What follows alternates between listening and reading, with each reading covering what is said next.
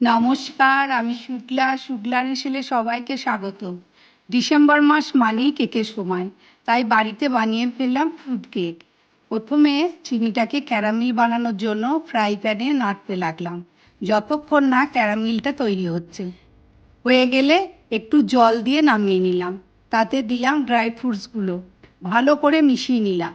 অন্য একটি পাত্রে দুধ চিনি নিয়ে ভালো করে ব্লেন্ড করে নিলাম।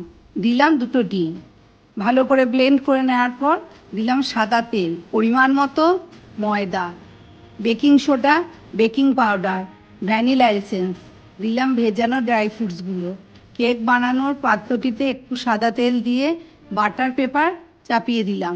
তারপর দিলাম কেকের ব্যাটারটি, আরও কিছু ড্রাই ফ্রুটস ওপরে সাজিয়ে দিলাম। এবার কড়াইতে একটা স্ট্যান্ড দিয়ে কেকের পাত্রটি চাপিয়ে ঢাকা দিয়ে দিলাম। এটা লো ফ্লেমে 40 থেকে 45 মিনিট হতে থাকবে তৈরি ফ্রুট কেক।